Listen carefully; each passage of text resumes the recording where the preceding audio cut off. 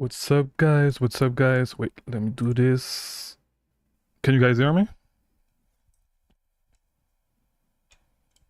Yes, How are you doing today? I'm good. What about you? I'm good, thank you, thank you. So, it's only two people, two-person right now. So, you guys have any questions? Where you want to start?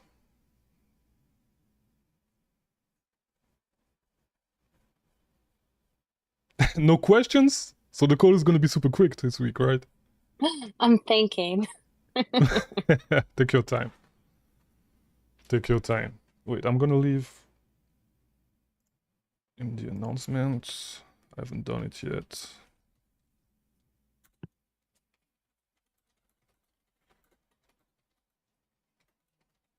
Oh, I got a notification that said that Mm-hmm. I'll be automatically enrolled in remote fulfillment. And if I want to For opt North out, America? yes, I believe so Yeah. for the NARF program. Mm-hmm. So are you So, scared to do it? Are you gonna do it? oh, I'm a little bit apprehensive, yes. Mm-hmm. Why is that? Just because of currency conversions that I'm not familiar with, I Oh, guess. okay. Yeah. To be honest, I am enrolled, but I'm not sure how good is the conversion. Like I get a few more sales every month. Like I think like it's probably close to 5 to 10% more sales. So it's more sales. Like what they do is they just translate your listings and they list them on those marketplace. So yeah, I did it just because of the sales, but like to be honest, I don't even know if the conversion rate is really good. Okay, and it's funny because I received an email from Amazon and it was all in Japanese characters. Yeah. So I couldn't read it. So I was thinking, did I list an item in the Japan marketplace by accident? No, they do sometimes, and the thing is that there's a lot of stuff that breaks down in their back end. So I always receive message in Chinese, message in Spanish, in like it's crazy, but I would not look too much into it. I've seen people doing wholesale, like recommending to actually get into the remote fulfillment program or whatever it's called. So I just stayed in there, and I just get a few more sales every week. So yeah, Okay, I feel better. Thank you. yeah. So are you gonna stay in the remote fulfillment programs, or are you gonna? I think so. Yeah, why not? Yeah, Okay, what's the worst that could happen? yeah, true. More sales. I mean, you know. So a lot of you guys, I see DK. I see Marsha. Do you guys have any questions this week? Where's your business this week?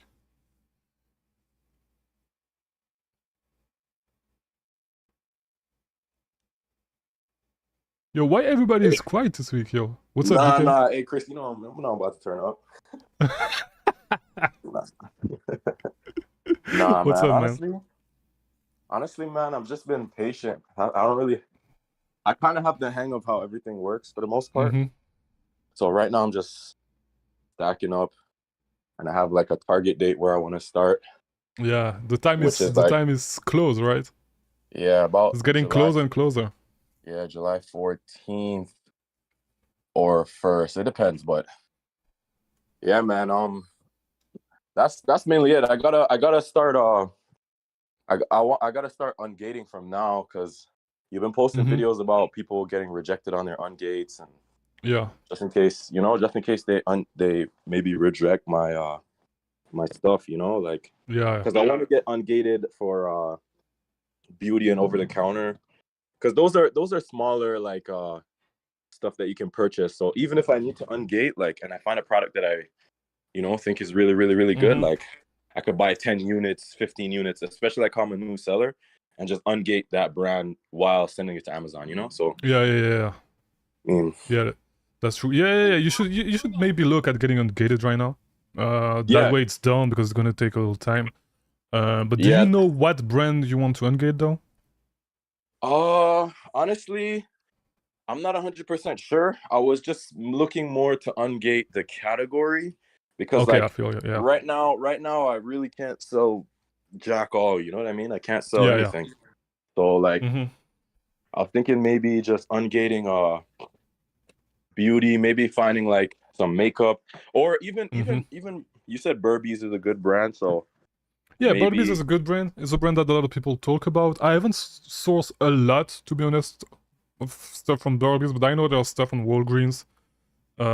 But it is a good brand to ungate because it's not gonna open up by itself more than likely, you know. So yeah. yeah, but you know, just look at the categories, the brands. It's gonna be super fast. If you do Amazon to Amazon, by the time, like if you do it at the same time as you actually place your orders, it's gonna be like, you know, by the time you receive your products, you'll be ungated. So yeah, maybe if you look at the categories, you get it done already. You should be straight. That's really the plan for now, is to just Amazon to Amazon on gating. I'm trying to is there a lot of stuff in over the counter? Like there's a ton of stuff Yeah, to yeah, a ton, a ton. And if a you ton source on Walgreens, there's a lot of products that you can sell in that are OTC. over the counter. Yeah, I'm Yeah. thinking over the counter. Is it name at least is there name one other place than Walgreens for over the counter? Would I just have to go For on Google or OTC, so for OTC, I used to because I do not sell them a lot, like as much as I used to, because I used to, before I actually got a prep center, I was sourcing a lot of OTC stuff from Bed Bath and Beyond and Walgreens. yeah. Now that I'm working with a prep center and that Bed Bath and Beyond closed, actually I changed my whole strategy. I'm not doing like a lot of OTC stuff, but there's a lot as well on CVS. There are still some leads that are good. I Okay. believe. So it's CVS, Walgreens, probably Target. CVS, Um, Walgreens, Target. what's the name? Vitacost, iHerb, all those websites. You're gonna find some OTC stuff. Oh, iHerb is what's it called? iHerb is good. Good Yeah, iHerb is good. I mean, I don't source what it that much myself, but it's a good website to source. okay. Have you been with your prep center, right? Like I know you were Mm-hmm. saying that some websites um for commercial, because you have Yeah. a commercial address, they've been moving a little bit wonky, you know. So Yeah. have you been running into that a lot recently, or is A it lot? just here and No. there? To be honest, not a lot. I've A had lot? some issues with Under Armour that they say they are not gonna ship at commercial address. Um, Other than that, like you get a little bit more consolations, but Cancellation. yeah, but it's fine. Like to be honest, it's fine. You learn how to walk around it. Like to be honest. Okay. Because I was thinking I don't think it'll really affect me as much, especially as a beginner as well. Mm-hmm. Like I mean, ordering 6 units of something, ordering like 7 units, because that's how I really want to start. I really want to Mm-hmm. start like, because if I have 1,000, like I'm thinking I could possibly break that into like six products. You know what I mean? Break that into 6, 7 products. Yes, it's gonna be I 100 have and no something. Yeah, problem. You know what I mean? I have no problem placing five units, 7 units. yeah, and you're gonna be And at the right price point to be honest, because it's gonna be like 20 something. So whatever you would have paid in sales tax, you're gonna pay in prepping, like whatever you're gonna pay at your prep center. So yeah. you're at the right price point to be honest. So wait, when you say a tax-free prep center, how is the tax-free, like you're not paying? Wait, so when you put your address for like a certain place, like they don't like calculate the taxes in it, or Yeah. So I'm not sure how it works in Canada, but like in the US, I know it's different than in Europe. So in Europe, like yeah. the VAT is included in the price that you see in stores. I'm not Okay. sure if it's like this in Canada, but like in the US, the price that you see in store is not the final price, because the sales tax is going to be applied differently depending on which state you are in, and sometimes in which city, which county, because you have some tax for each of those different entities, right? So when you buy online, they're gonna calculate your sales tax based on your zip code, right? Yeah. So for example, in Florida, if I ship to my house in Miami Beach, I'm gonna pay 7% sales tax. All right. So on a $20 product, I'm gonna pay like $1.40 in sales tax. If I ship to my prep center, I'm not gonna pay that because it's in Oregon, and there's no sales tax in Oregon. Okay, Oh, so I'm okay, gonna okay, save that okay. money, and I'm gonna pay $1.30 in prep fees, like for them to prep my product. And All that's right, simply based off of the address. exactly, yeah. Oh, so I wouldn't need something like a VPN or something. I could No, you're just fine. No, you don't need one. I mean, okay. you could get one because it can, like, some website will look at your IP address and your location from where you are buying and would cancel based on that. But like, it's not that often that it happens. But if you do it at scale, yeah, you should get a VPN because it's gonna help you like get work with your catch-all emails, get some welcome coupons, like use welcome coupons more times than if you were just using one IP, because if not, your IP is gonna get blacklisted. Mm. Yeah, that makes a lot of sense. That makes a lot of sense. That do make a lot of sense. So I'm just curious, like, how's your first wholesale order? Like, how you enjoying They're it, gonna man? ship it. So wholesale is a little bit different because they're gonna prep, like my supplier is gonna prep the shipment themselves. So I just had to send them what's it called? The FNSKU labels, so the labels that they need to stick on the product. And I will need, once they prep everything, I will need to send them the shipping labels, and then they will ship it themselves to Amazon. So we'll see how it goes. This is where I'm at right now. Oh, okay. So it's pretty much like you cut out all the prep fees. Yeah, That's I mean, that's I'm paying them 50 cents per unit, so it's not too bad. But yeah, yeah, that's great because if you were to send it to the prep center, you'd be paying like 130 per yeah, unit. exactly. Saves you. But some prep Yeah. centers actually, like some prep centers, I'm sorry, work only with wholesalers, and then their price is like way lower, like it's closer to 50 cents a unit. Mm. But then Oh, you will okay, need to okay, ship okay. the thing two times, right? You will need to ship it once to your prep center and then to Amazon. So you're gonna pay twice the shipping. I'm only gonna pay the shipping once, you know. Makes sense. Let me open my book. All right. Anyone ask questions except DK? Because DK got the questions for days, guys. So if you want to ask questions, what's up, Andy? You don't have questions today?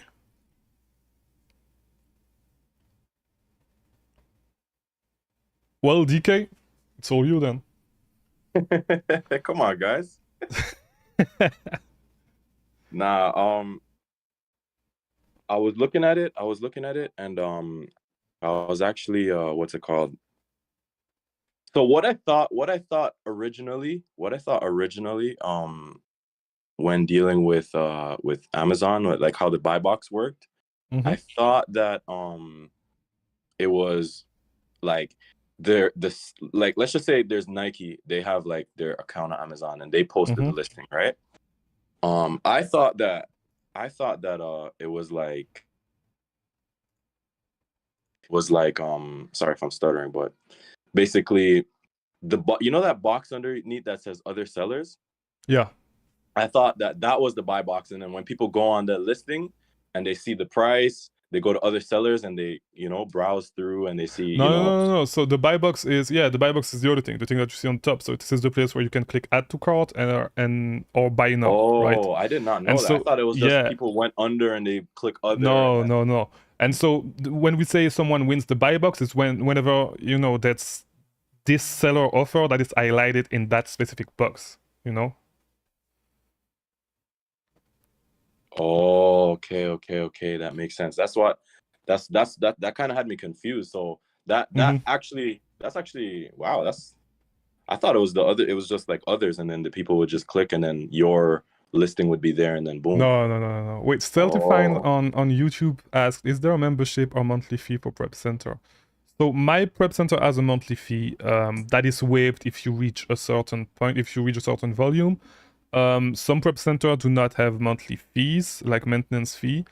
Some of them do, like it all depends on your Prep Center. But usually, the reason why I actually chose my Prep Center is because they actually add that fee, and I knew that a lot of newbies would not actually go with that Prep Center.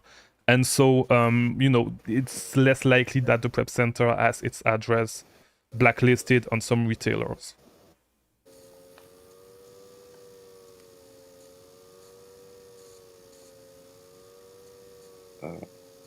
me. Okay. So DK, any other questions? Yeah. Let me look through Go ahead, go a ahead. little bit. So in terms of like tactical arbitrage, um, the way how tactical arbitrage works basically is when run a search on tactical arbitrage, it just spits out like because most of the times when you're using tactical arbitrage, you're looking like you go to like deals, right? Like you go to where it says deals, and then you run the search, and then like let's just say you get an email from Walgreens saying that hey, we're 15% off on all multivitamins. You know what I mean? Mm-hmm. You Mm-hmm. basically scan that inside of tactical arbitrage, and then it'll find a bunch of multivitamins and compare it to Amazon and give you like Yeah, exactly. products So that way. you put the link, you put the specific link where the promotion is on tactical arbitrage, and I can show you guys right now. Nah, it's gonna be difficult actually. So you put the exact link, right, that you want to scan on tactical arbitrage, or you can use the bulk categories, but it's a little bit different. So you would put that link and you would put the price adjustment. So for example, if you have a 25% coupon, you would insert it right there, Oh, and okay, okay. it's gonna scan all the whole page, and it's gonna compare like whatever products it find on this page to whatever is on Amazon, and when they find a match, they're gonna tell you, okay, you can buy this product over there for $5. You can sell it on Amazon for $20, so you're gonna make X amount of profit. Oh, because I was really like locking into your video where you were basically talking about like tactical art, like how to plan your day, you know?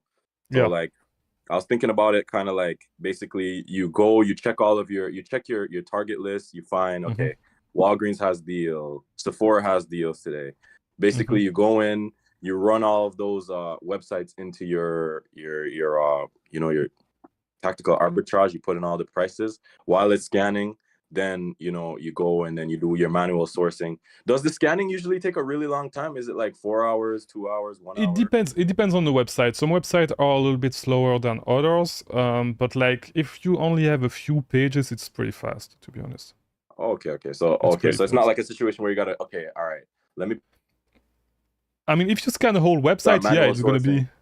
be yeah. If you scan the whole website, it's gonna take a lot of time. But like if you just scan like some sale that have like 15, 20 pages, it's pretty fast. And do they give you like a limit on how much scans you can do? Yeah, you have like with the base plan, you have 40,000 minutes a month. And every other Wednesday they just give you 12 hours free. So yeah. And you can buy more Oh, minutes if you want to, but that's kind of. But like the base plan is more than enough for you to scan and find stuff, basically. yeah, it's fine. I mean, it depends. Some months I had to buy extra minutes, especially like when I first started. But like right now, I'm not scanning as much as I used to because when I started the online arbitrage, the only thing that I did was using. I mean, almost everything that I did was actually scanning with tactical arbitrage. It's not the case anymore. But right now, yeah, I'm close. I'm super close, to be honest. I'm super close to my limit, but it's super rare that I actually go above 40,000 minutes. It depends on the month.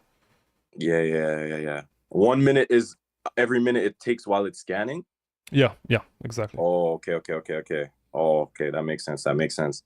And then tactical expander, like, is it tactical expander is if there's a website that tactical arbitrage does not have, Yeah, exactly. And you can then like you how can it put in. works is yeah. So you are like it's a Chrome extension, and so you Yeah. go on the website and it's gonna scrape the whole website on your computer, and then you can export that to tactical arbitrage and then scan that. And like it's a game changer, to be honest, because there's just so much more website that you can scan with less competition because people are not scanning those websites, you know.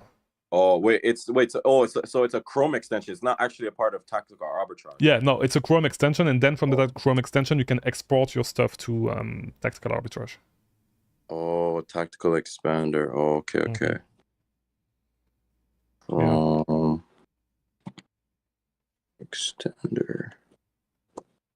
And then you just export it. Okay, that makes sense. And it's pretty easy. Like you just click a button and it goes straight to tactical arbitrage, and from there you just click it and you can scan it.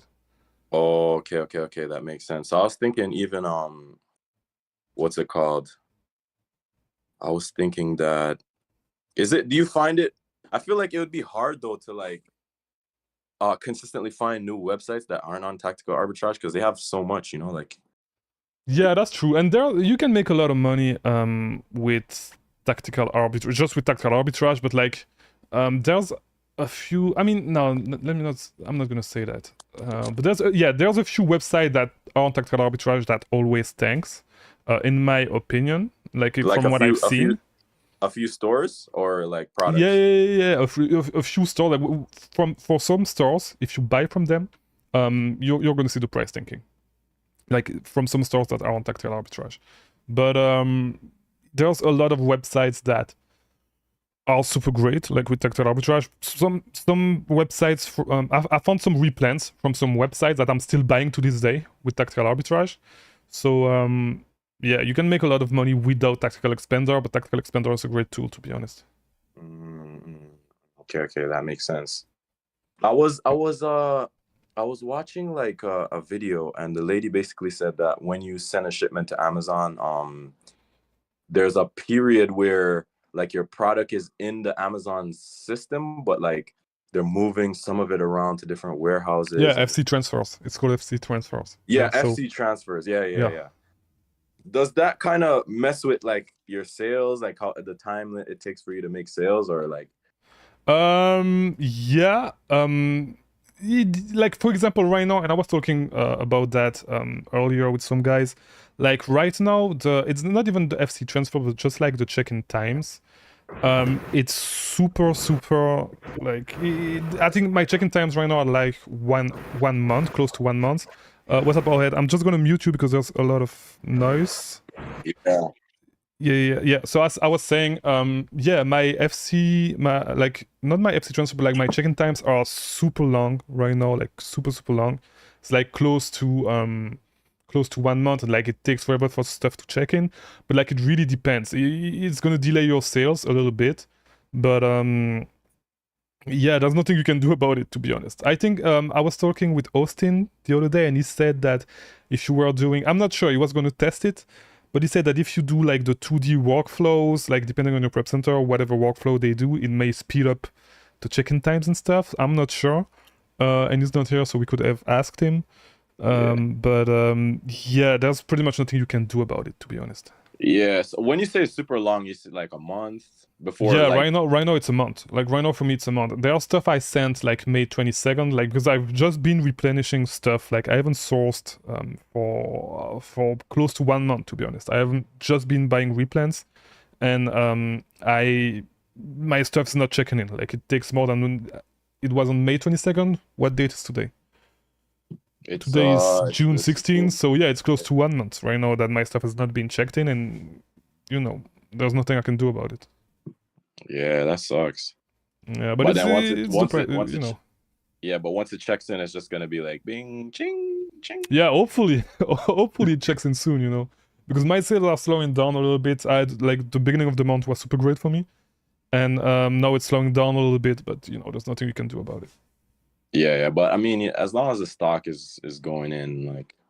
Yeah, I'm not too worried about it, to be honest. Yeah, you'll be good. So damn, like, start the business around July 14th. I might not even start. That's if I even get it. Like, well, I'm not gonna say that, but like, once I get products set up and shipped, it could be even before, like in August, before it's checked in, and then you gotta wait for the sales to come in. It depends. It depends on where your prep center is as well, because I feel like the prep center on the West Coast are super slow. Not the prep center. I mean the FBA warehouses on the West Coast are super slow. Yeah. I'm not sure if it's because more people ship over there, because you know that's where prep center are. Like most of the most of the prep center in no, this is not what I should say. Most of the sales free states, the sales tax free states, are on the West Coast, so like most of that stuff is gonna get shipped on the West Coast. I'm not sure if it's because of that, but I'm just gonna like, I sent a shipment that I prepped myself this week to CLT2, and we're gonna see if it actually check in faster, but I'm not sure, to be honest. Yeah. That do make sense. That do make sense. Let's see if anyone else. Chris, I'm sorry if I can just interject here for a second. Hey. Sure.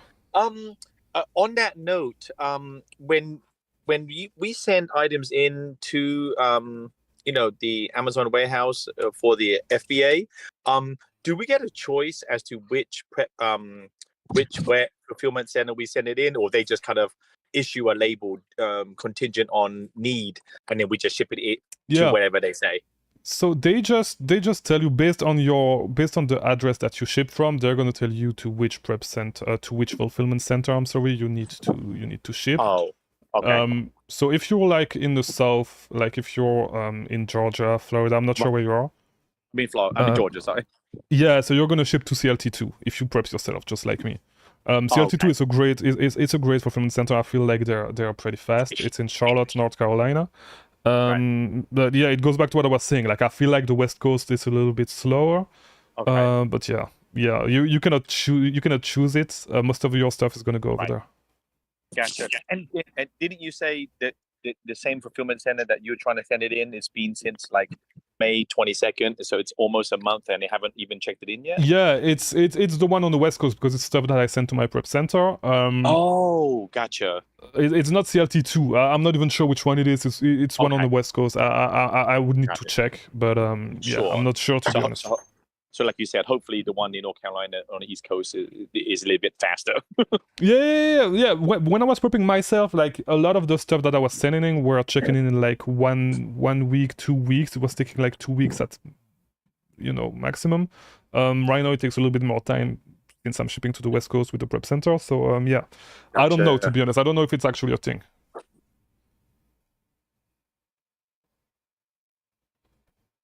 Because it's just too time consuming for you to do it, and you have a higher volume, so it makes more sense for you to just send your items into a prep center, and then once they prep it, then they turn around and send it into the fulfillment warehouse. Is that how it works? Yeah. That's how it works. You just ship your stuff over there, and they prep everything, and they send it. So the reason I did it is because actually, I'm traveling soon, and now I'm traveling by the end of this week. I'm gonna go to Europe. So where's that? Yeah. Okay, I understand. Yeah. So this is the main reason I did it, but like I had to prep a shipment today and it sucks. So I'm glad I did it because I will never do it again, to be honest. It's really like it's so time consuming. Right. Okay. So understood. Thank you. So Chris. Yep. So like I got a question. It's kind of on the same question. So when you send it to a prep center, right? What they do is, do they just create like, because I know that when you're prepping, you use like small boxes, and you probably go to like, I don't know, FedEx or Canada Post or whichever one is affiliated with Amazon, and you send it to the prep center. I mean, you send it to Amazon, boom, boom, boom. But a prep center, they'll probably have like a giant skid, and they'll just have your order mixed in with a bunch of their clients' orders, and then they send it to Amazon, and then Amazon scans it all in. Or I'm not sure how they work, how the prep center works, or like what's the how they actually work with all their clients. Because what I do is I just enter my stuff into their software, and every prep center works differently, and then they just take care of the rest, to be honest.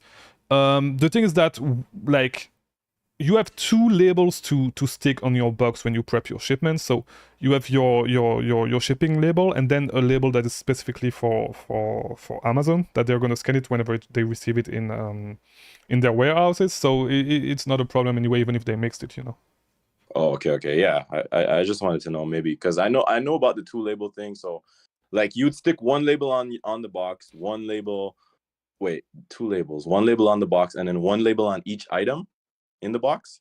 Yeah. So that's a different label. So this is the FNSKU barcode. So this is a whole different story. But like when I'm talking about it's the 2 labels that you need to stick in like on the box, right? You have 2 different labels. So you have the label for UPS, or because you're going to use UPS to ship, so you're going to need to stick that, like this is what UPS is going to scan.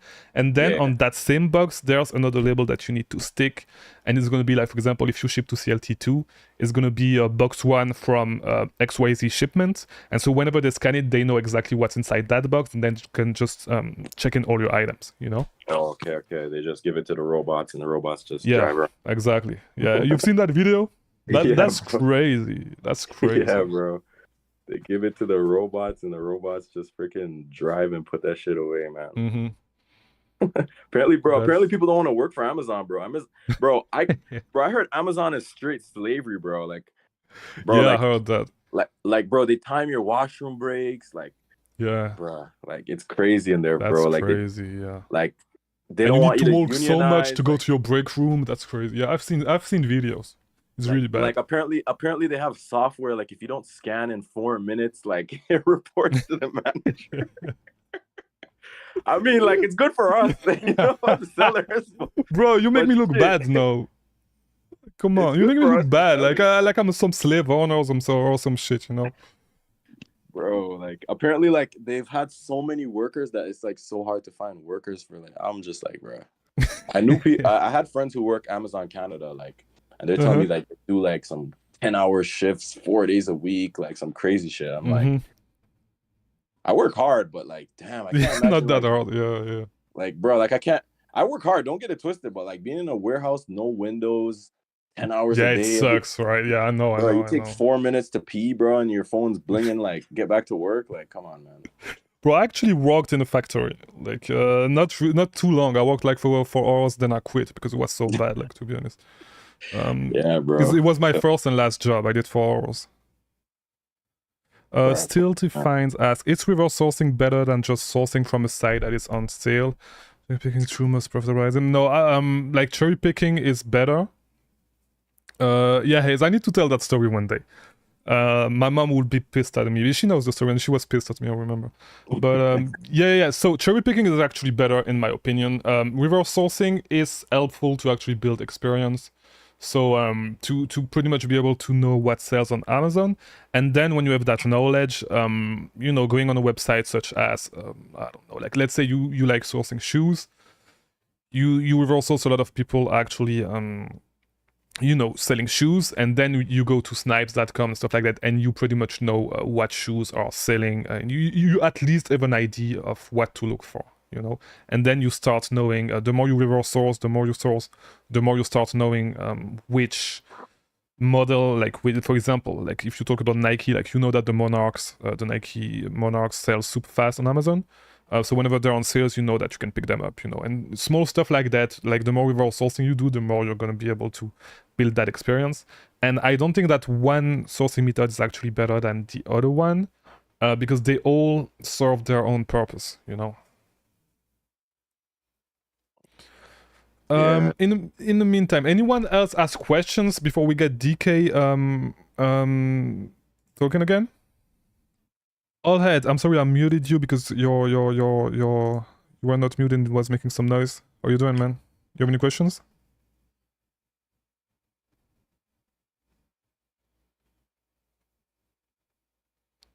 No one, DK. It's your time again. I could keep the conversation rolling, man. So yeah. If DK, you can keep going, but if you guys have any questions, like do not hesitate, or just, you know, leave a message in general, so you can jump in, you know.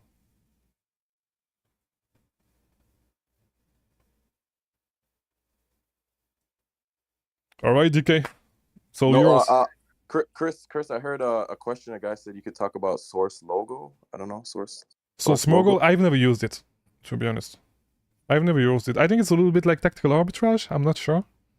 I think one friend told me about it, but I'm not sure. I've never used it, to be honest. Source logo. What's source? Is it like a tactical arbitrage, or is it like some? If it's what I'm thinking about, I think it's kind of like tactical arbitrage, yeah. But I haven't used it for real, to be honest. So I cannot talk too much about it. I have no idea. And let me just ping Austin. I saw Canadian Amazon. I could have. I was thinking like maybe get to a. Have you ever? I saw one thing before I kind of was bought in on online arbitrage. I saw like you could do drop shipping on Amazon, but like it's super risky, you know, like they might ban you or so. Yeah. I was just like, do that. The truth is, drop shipping is allowed on Amazon, but like it's super strict. So it's allowed if you do it like kind of like the wholesale way. So if you actually buy the inventory from your wholesaler and then they ship it for you.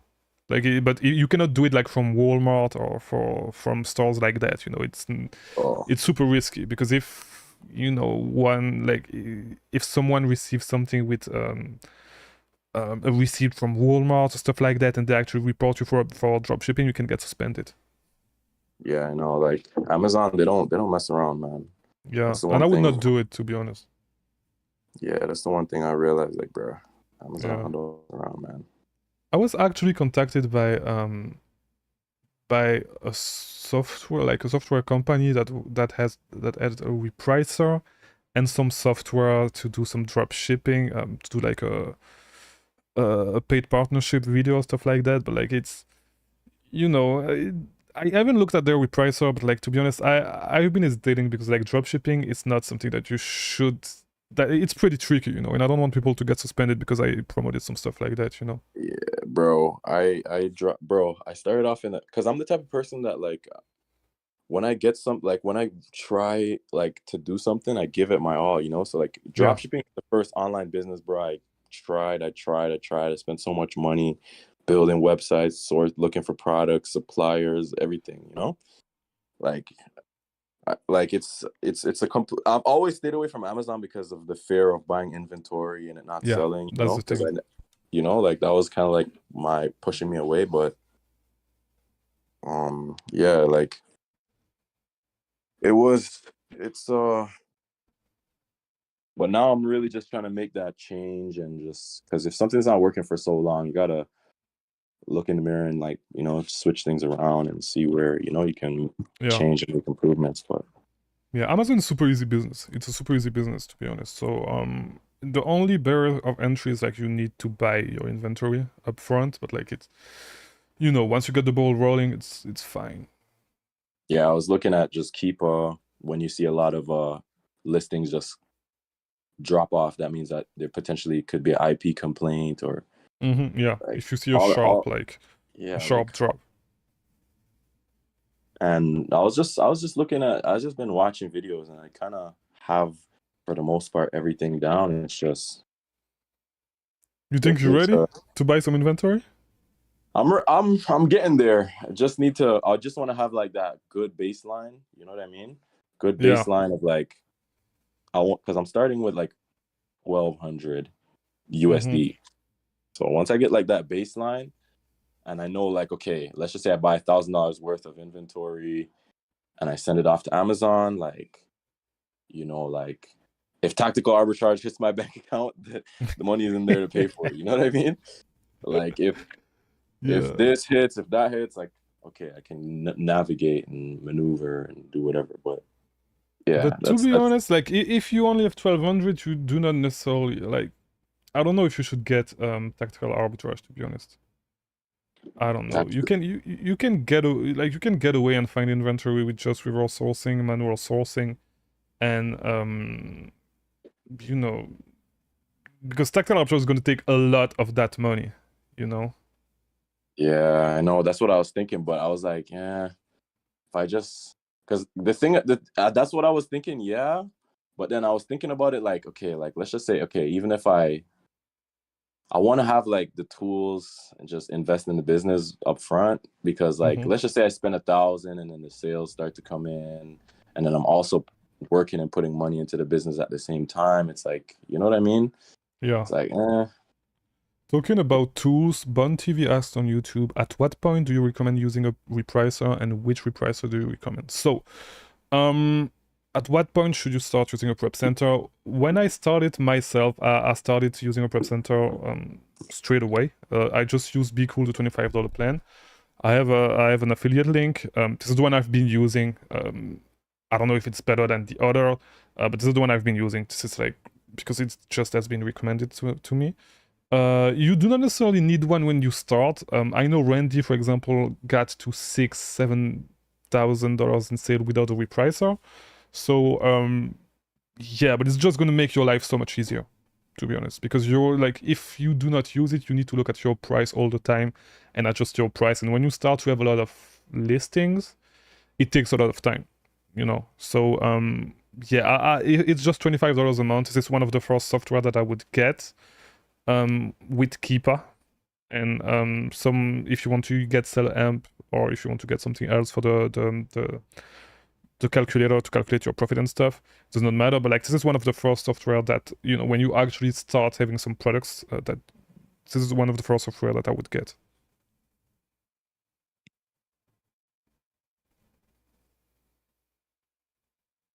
Yeah. But it's a tricky one, man. Tricky one. But Pico, the repressor? we'll get Are you there, gonna bro. get it? Are you gonna click my link to get it so I can get like $2? I'll click your link, bro. Is it a month? Is it a month off or is it like 14 days? It's 14 days. I think it's to be honest, if you get it through their if you get it straight from them, it's gonna be the same thing. It's not gonna be less. I don't think it's less. It's 14 days either way.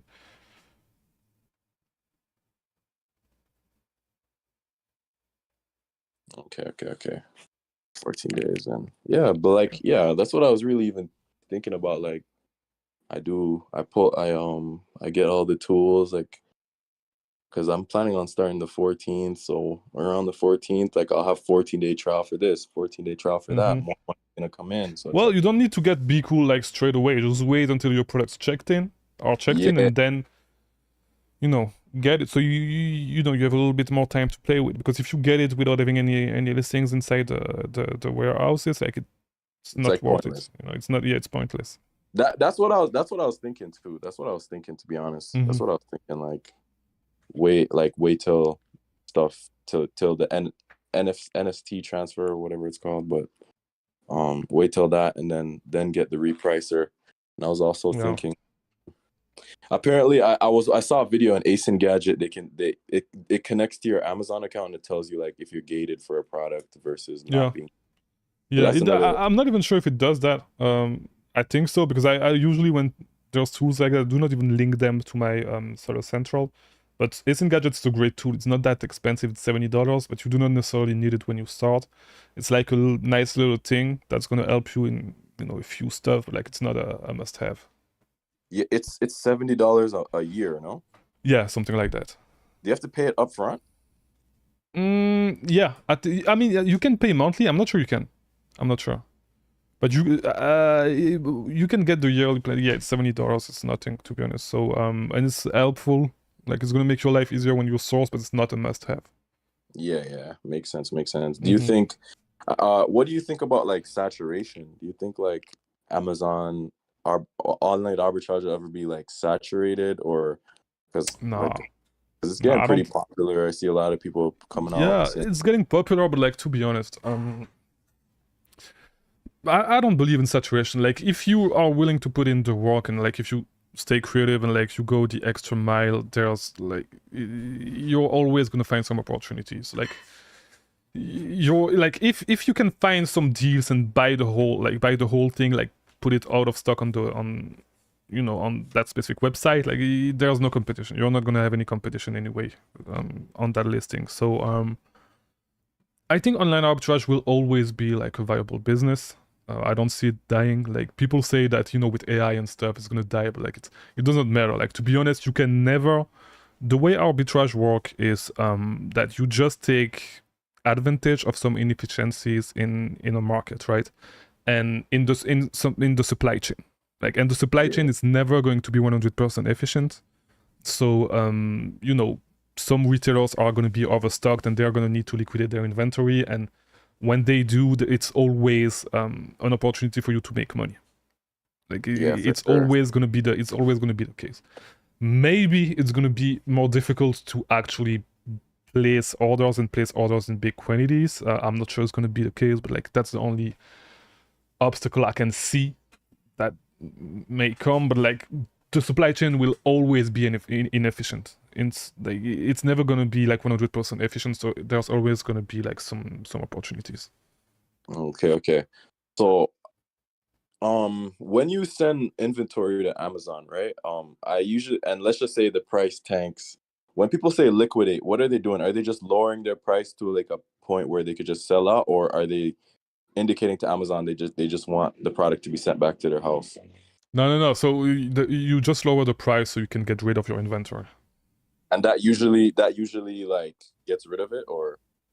Yeah. So for example, I did not really have a good liquidation strategy not too long ago, but what I'm starting to do is, because I want to because I'm not too leveraged, right? And a lot of people are like super leveraged. They have a lot of debt to finance their inventory. and so they need to have a strong liquidation strategy. I'm not too leveraged, so it's okay for me. But like what I do right now is after 90 days, like if my product has not sold, like I just like try to get it at break even. And after like 180 days, it's fine if I lose on those, on those products. But yeah, like if you're not too leveraged, I mean, I should actually, because I'm thinking about getting the Amex Plum. And so at that point, you have 60 days. Like, for example, if I buy an inventory right now, today, whenever the billing cycle starts, I'm only going to need to pay that in 60 days. You only need to pay 15% of that after 30 days, I believe. So if I can sell all my inventory and recoup some money by the end of the 60 days, and if I can keep that rolling all the time, I can leverage myself way more and like scale my business way faster. But yeah, you need to have a strong liquidation strategy. I did not have one. I'm starting to build one. I think I made a video on it with Be Cool, with the conditional repricing rule. Oh, I'm not sure. Yeah. You were basically like, I saw that video. Basically, Yeah. like you have rules where it's like it goes down like 30% and 25% and 20% kind of. Yeah, so I'm just starting to work on that because I think I told you guys I had a live call with the guy from Be Cool, Samuel. I have the video, I need to release it, and they're going to release one on their channel soon. But he told me a little bit about the conditional repricing rules, and so I started using them because they're super helpful. Yeah. And because so how's even using the $100 plan on Be Cool, you've seen like you've seen like consistent like thing in your revenue, like it stayed consistent? Because I remember you said you had your biggest day, but it was like recent. So still pushing strong, like, or whenever I have stuff, I think I made another video, like I win the buy box close to 5% of the time more than before I had actually the $100 plan. So yes, it's worth it. But as I said, I'm not sure it's actually because of the AI repricing rule, but it's more about how often Be Cool reprices, because when you have the $25 plan, it reprices every 15 minutes, and with the $100 plan, it reprices like almost instantly, like whenever there's a price change. So I'm not sure if it's because of that or the AI repricing rule, but I think it's more about the repricing speed. But it's actually way better, but like it starts making sense like when you have more sales. I think at the beginning, you do not necessarily need the $100 plan. You can just get the $25 plan. I used it until I was at $35,000 a month. I made $37,000 in a month just with the $25 repricer. So it's totally fine. Makes sense. Yeah. I mean, like, you're at a point where, like, I feel like even 35, you make like 10 or 9 profit. Do you take like, how do you pay? Would you say you pay yourself a good amount, or you just reinvest all of it back? I pay like I stopped reinvesting cash back into the business just to pay myself. So everything that I get, I do not even count the cash back anymore inside my profit calculation. I just keep all that money for myself, and I just pay myself $2,000 a month from the business in cash from my profit to pay my rent. That's it.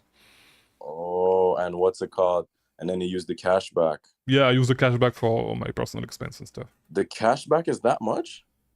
Yeah, it's actually like, to be honest, like those just from top cashback, like in the last few weeks, I was able to get like every week like between 300 and 500, like just from top cashback. Every week. Yeah, just from top cashback. That is wow. And then Rakuten comes every 3 months, like every quarter they give you something. I think last month I was like at 1,000 something. Last time I was at 1,000 something. Then I had Retail Me Not a few hundreds. But I don't use Retail Me Not anymore. But I would need to look at how much I actually get with the cashback. I'm not even sure. Yeah, Vibe Check got 700 outstanding. Like, top cashback pays super fast. So, yeah. That actually makes a lot of sense. That makes a lot of sense. I even forgot about the cashback. Yeah, that's actually like when you start actually like just count it in your profit calculation. But I don't anymore just because I pay myself with it, and it's just make it way easier for me. Yeah, so yeah, you can literally just pay your rent, pay your bills, boom, boom, boom. Yeah, no. My rent, I still I pay myself from the business, like Yeah, yeah, like $2,000 every month. yeah, You know. just pay your Yeah. bills, your rent, boom.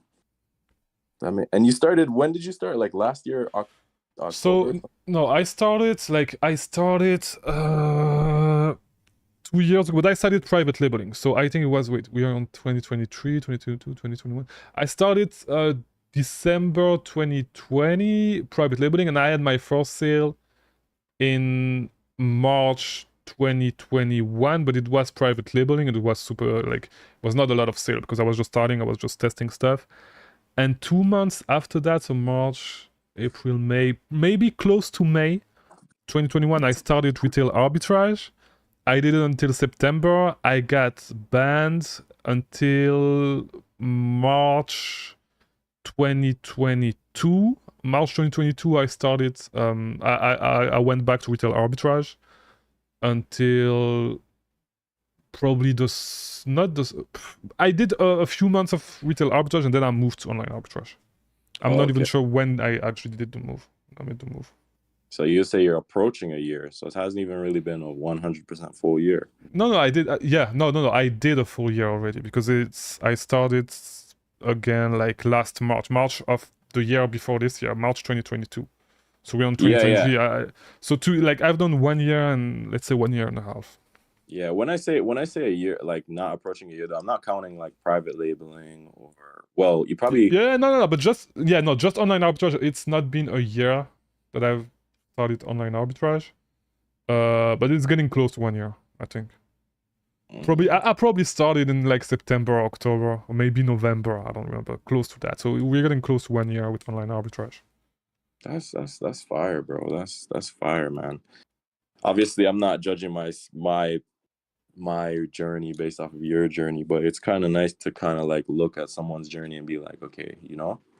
Yeah, like to be honest, if I did it, you can do it. It's like, to be honest, it's a super easy business. It's not a difficult business, not at all. Yeah, it's nice to kind of be able to say, okay, in a year, may not be hitting those numbers, but my goal right now, man, is just $10,000 a month in sales, man. That's it.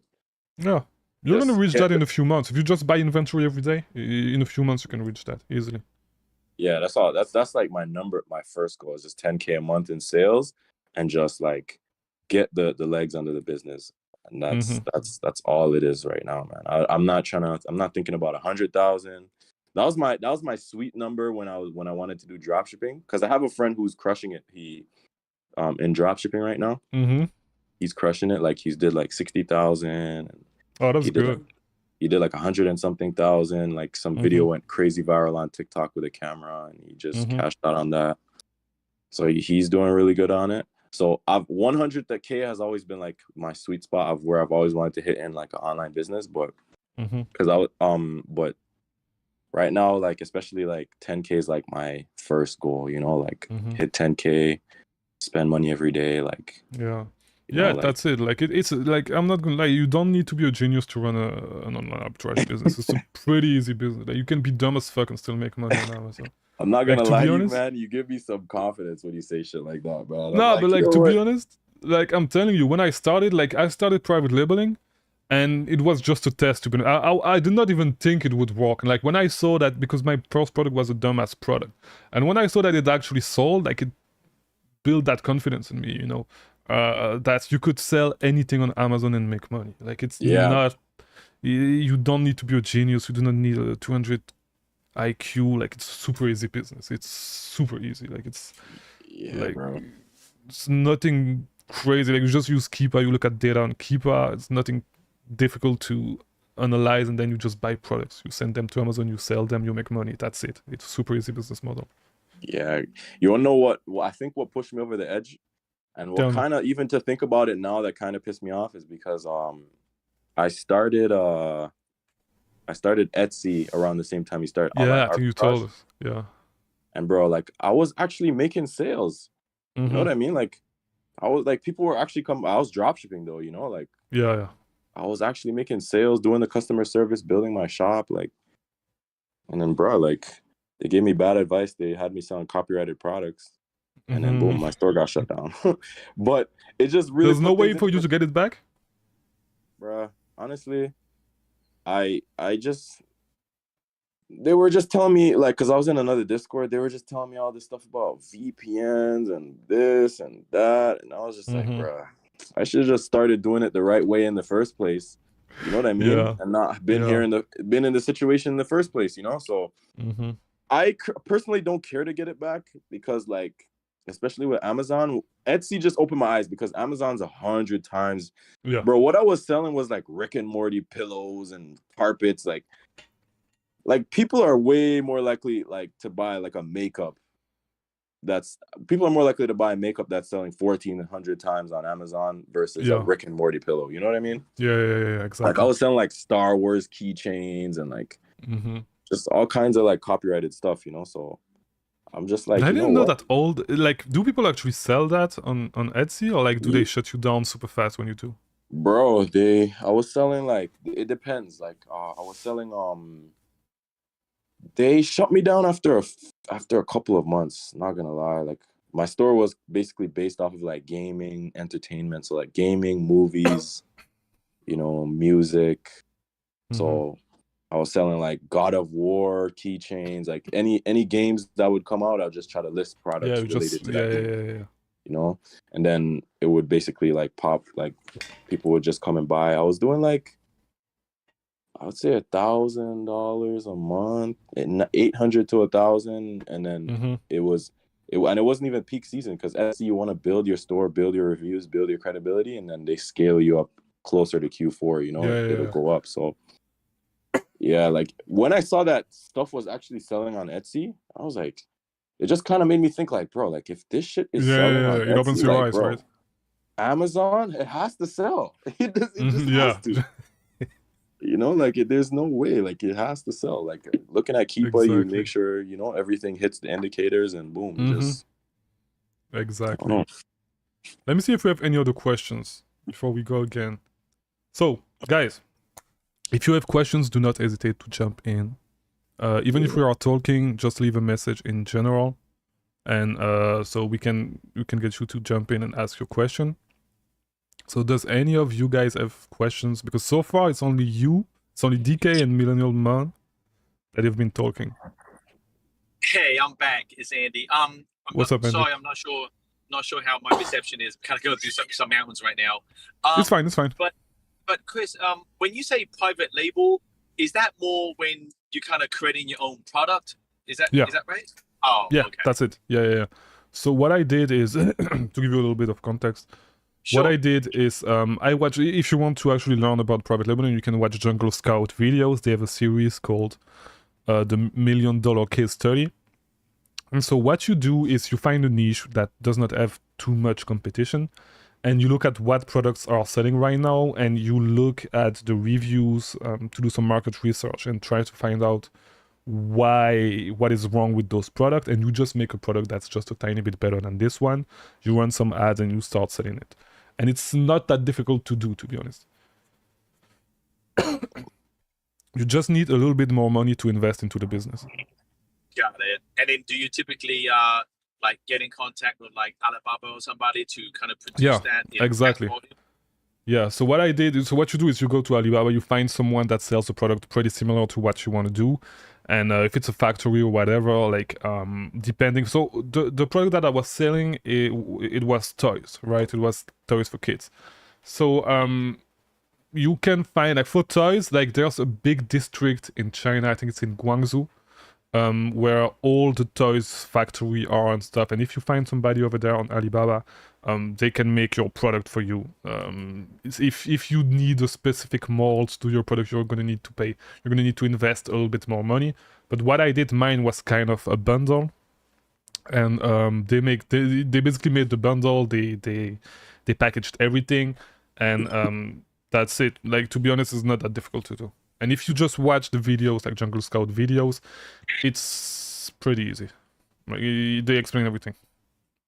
I could also tell you one more thing. When I was also doing like media buying and stuff, I worked with a client that was doing private labeling too, and he was selling like this girls, they wear heels, and like they sometimes when you wear heels, it hurts your feet. So like it's like a cushion that you put in your heels. Okay. And he crushed it. He crushed it with that. I think he was doing like he's doing like I think he did like 700,000 like on that. Yeah, to be honest, private labeling, like I see people like people talking about online arbitrage on Twitter and on YouTube say that private labeling is difficult and stuff. It's really not. Like, to be honest, it's really not difficult. You can just literally watch like the 10 videos, like the video series that they have on the Jungle Scout channels. It's like 10 videos, they go over everything, and just by following that you can build a private labeling brand. It's not that difficult. It's not difficult at all. Thanks, Yeah, Chris. You're welcome. Alright, Marshad, Old Head. But I haven't heard you guys. And Old Head, I haven't heard you for a long time. I don't know. I don't actually know if you're here. Hey, I'm here. I'm just sitting here chilling, man, just listening. What's up, man? I haven't seen you around in a while. How's your business? Hey, it's still going. Taking care of my mom, so I really haven't did no sourcing. So I just been keeping up with the replans. Yeah. Just doing it that way. But I will tell you this, man. Like, shit, doing the TA, doing the manual, doing the reversing, it did kind of scramble my fucking brain for a minute. You know what I'm saying? So goddamn, taking the little break that I took. Yeah. I think when I get back off into it, I'm just gonna do some reverse. Mm-hmm. And just do it that way. Yeah. Yeah, same thing. I've been buying replans for close to 1 month. No, I haven't been sourcing for 1 month, to be honest. I've been going deep in 2 or 3 products, like 2 or 3 essence, to be honest. That's it. Let's say 4 with the wholesale lead. Let's say 4. I haven't bought like a lot of. I haven't been sourcing at all, to be honest. Wow, just replans. Yeah, that's all. That's it. The only thing I've been doing. Just whenever the disbursement hit my account, like I just place an order. That's it. That's all I've been doing for like the last month. That's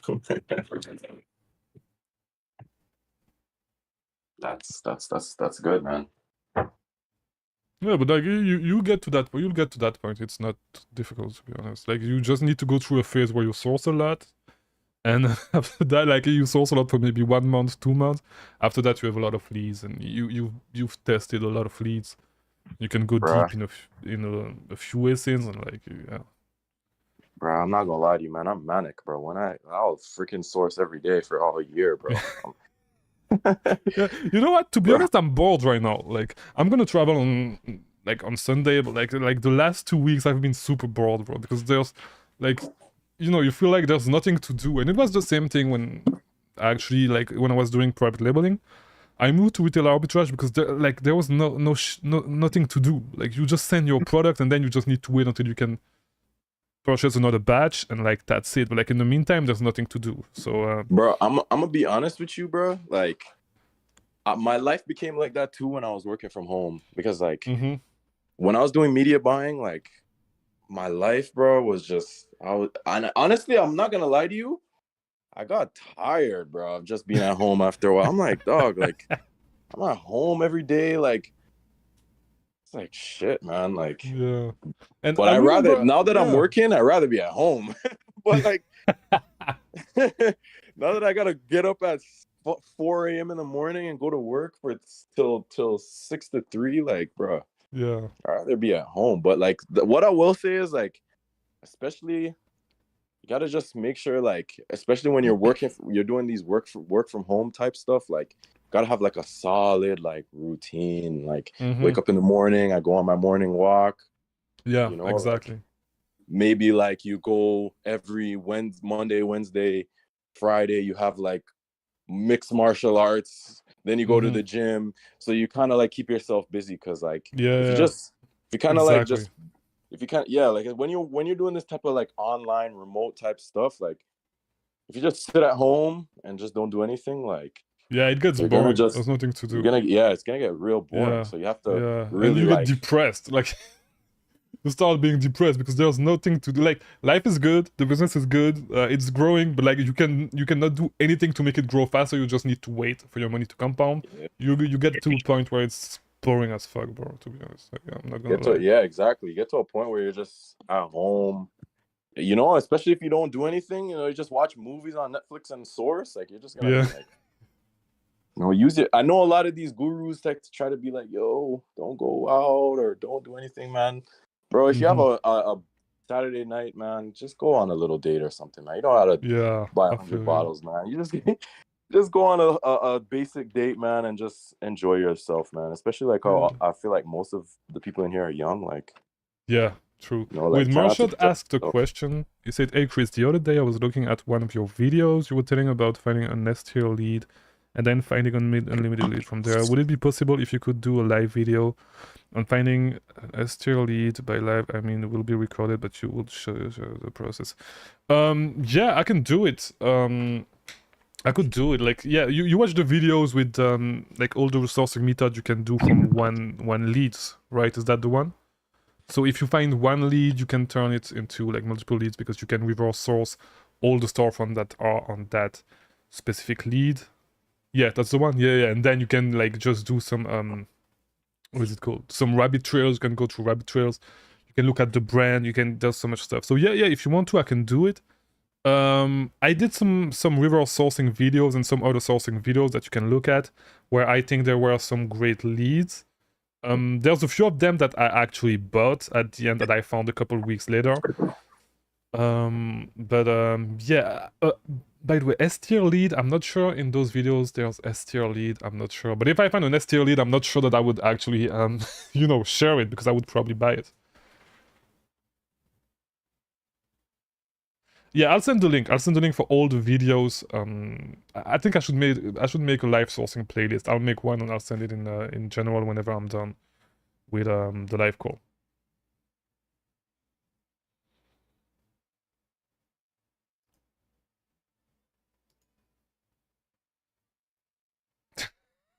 I'll make a whole playlist with all the sourcing videos so it's easy to get to.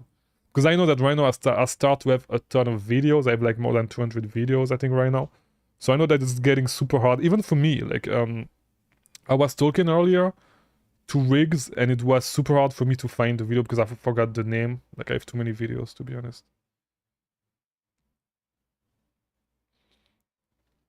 All right, other questions, or are we going back to DK?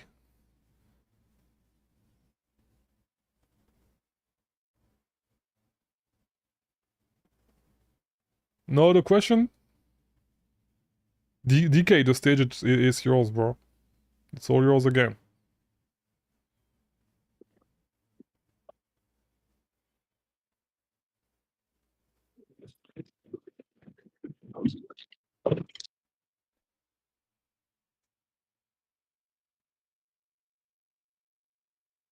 Oh, DK, you done also? You done as well?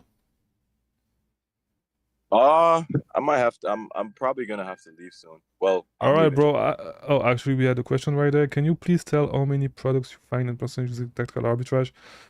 To be honest, that's a question I had when I started to other people, but it really depends. Like, it really depends. It depends on what's going on right now. I'd say from the leads I'm buying right now, as I said, I'm buying 4 different ASIN.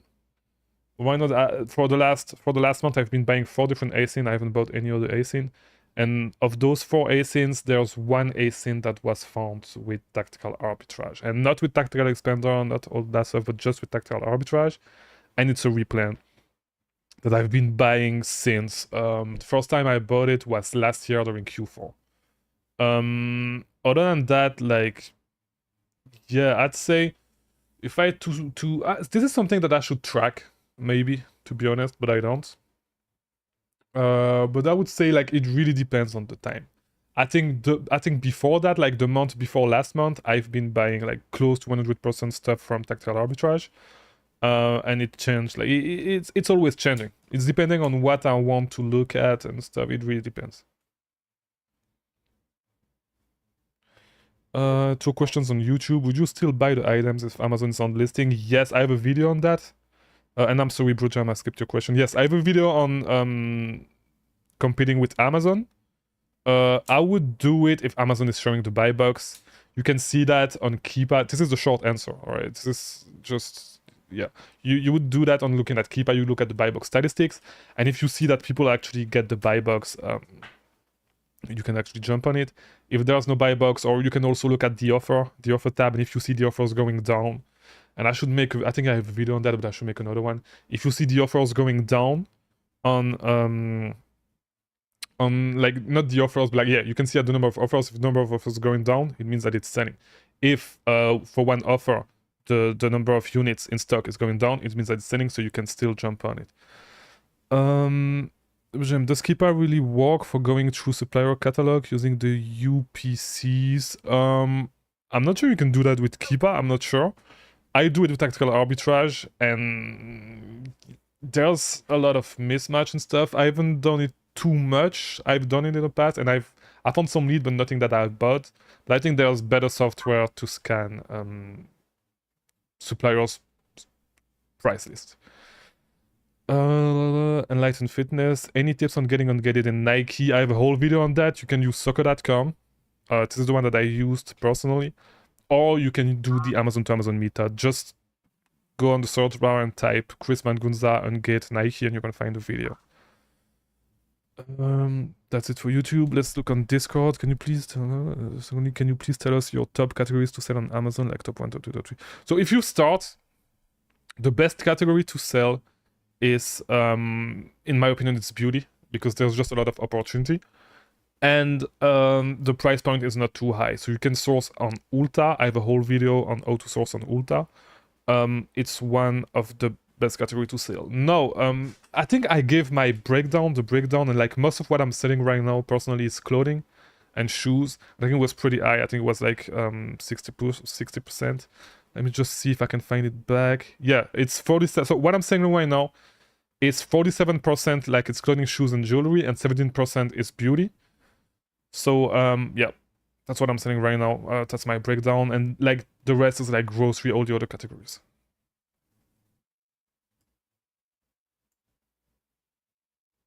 But again, as a beginner, yeah, go ahead with your question. But as I said, again, as a beginner, I think beauty is a great category to look at.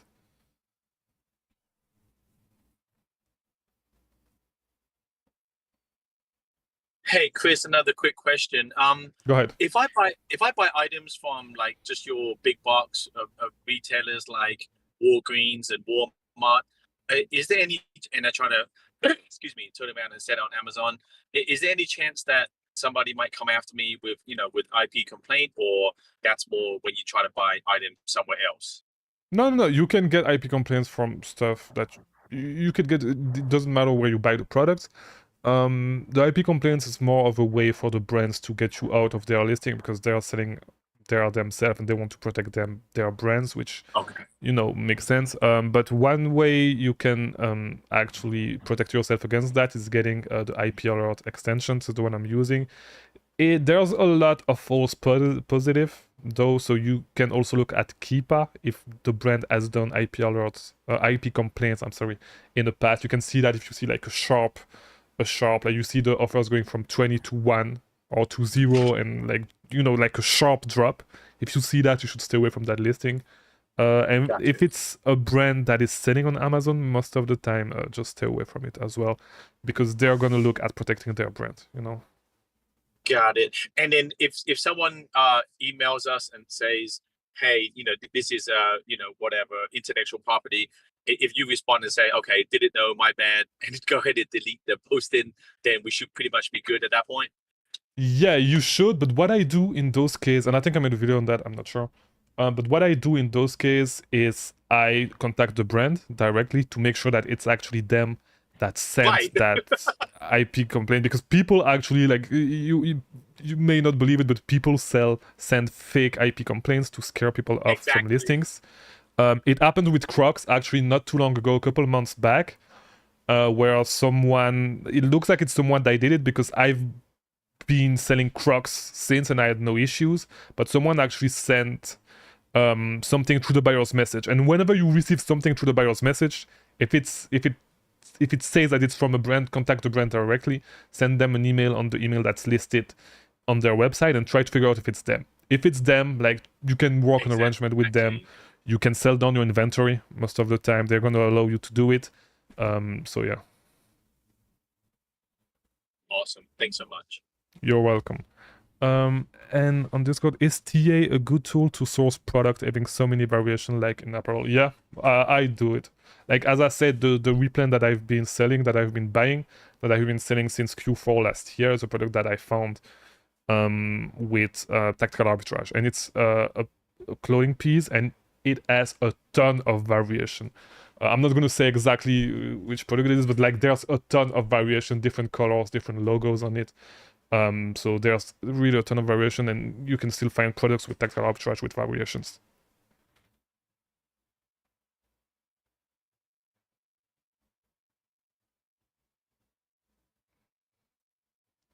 All right, guys. Go ahead with the last few questions if you have them, because we're gonna wrap the call soon. Any other questions? No, thanks so much, Chris, and everyone. Appreciate it. You're welcome. Hey, Chris, I do have one, bro. What are you doing? Go ahead. So, I've been buying this product. Like I found it like 2 weeks ago. It's a good product, but it's from Walmart. Do you know Walmart like has like a limit for stock of 12? That's so annoying, man. Do you have like any tips because I think it's gonna be like suspicious to them if I keep buying 12. No, like... Walmart is fine. Walmart, you can buy a ton. They're not going to do stuff. Like I placed tons of orders on Walmart without issues. So you can just keep buying. They're not going to cancel. I've never seen Walmart canceling an order. Okay. Do you know like any common websites that do that? Like besides of Walgreens that I know that actually cancels? Yeah. Okay, so Target is gonna cancel a lot. They're gonna cancel super fast. Ulta, like to be honest, I'm not the type of guy who places like tons of orders on the same website on the same day. Like usually if I have a lot of money, I just buy like more expensive leads, and you know, I haven't had to deal a lot with order cancellations. Now I know, for example, Vibe Check that is on the server, he do not care. He goes like crazy on those leads.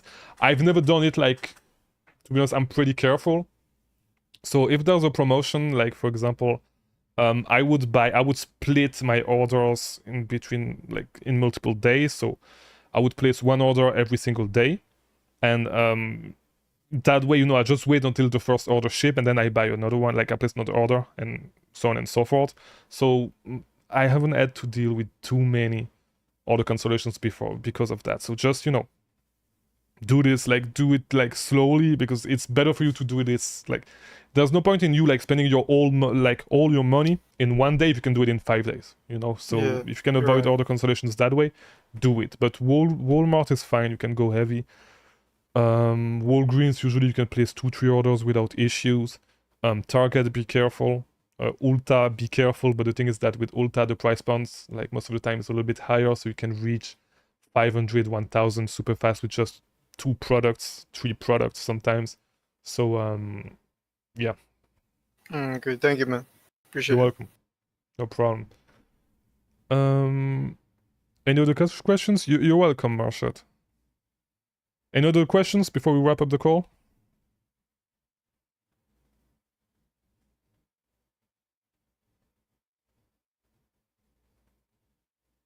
All right, guys, I think that's it. Yeah, thank you everyone for coming. I hope the call was helpful. Yeah, so we'll do this next week. We'll try to keep it at the same time. I won't be in the US, so I don't know. We need to see with the time zone. Maybe we'll do it a little bit earlier, and maybe on Saturday. I'm not sure. I'll keep you guys updated, but yeah, we'll try.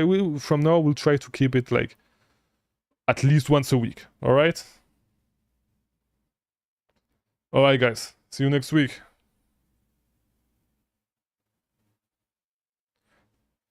Wait, maybe we have a question from Ataboy. Let's just make sure, because it's just writing right now. He just stopped writing. All right, guys. I'll see you next week.